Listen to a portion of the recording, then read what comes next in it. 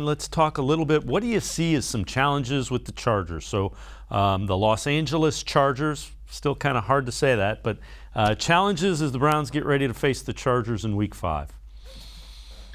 Well, once again, I think first and foremost, it's the quarterback. And these are the types of situations where I remember when I talked to Kurt Warner once about, Baker and what he was going to have to do to step up into that sort of elite category. And basically Kurt Warner said, one of the things that you have to do is you have to go head to head against another really good quarterback and win the football game. So this will be a nice challenge. It'll be Baker Mayfield up against one of the new up and coming young quarterbacks, one who broke Baker's rookie touchdown record last year. And so, that'll be, the challenge is to try to beat him. And then on the other side of the ball, as I mentioned, last year, the Browns, they just didn't face the Joey Bosa's of the world. They didn't really see that many really good pass rushers. They escaped a lot of that, and it didn't battle test them the way that they need to be battle tested to be able to get through, the playoffs and into the Super Bowl. So I think it'll be good for them.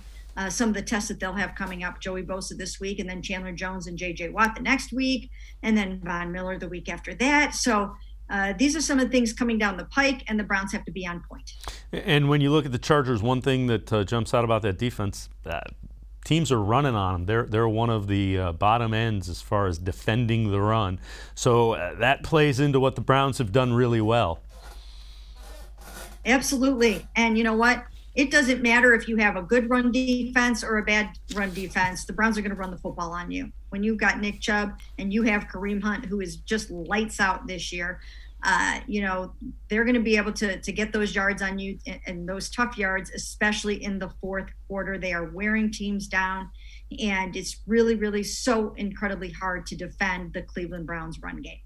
The other thing is it's a different challenge with the Chargers wide receivers. They're big guys, a 6'4", you got Mike Williams 6'4", and Keenan Allen 6'2". So those are some uniquely big targets that Justin Herbert has. Yeah, and you know what? It's about technique when you're playing guys like that. That's what those guys have to do. They're gonna have to be on point with their technique, because some of the Browns defenders are not that tall, but you just have to play big. You have to play tall, and they will. They're used to playing guys like that. They've done it so many times before. I don't think the size will be that big of an issue with the way some of them are playing right now.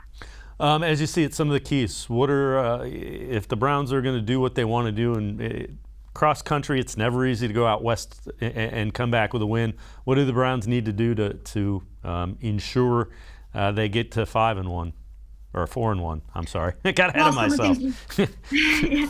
You know what?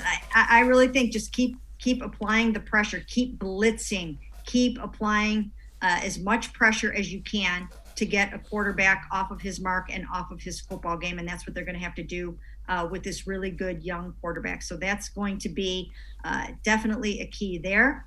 Then they're going to have to block up Joey Bosa. They don't know yet who their left tackle is going to be, but they're going to have to block.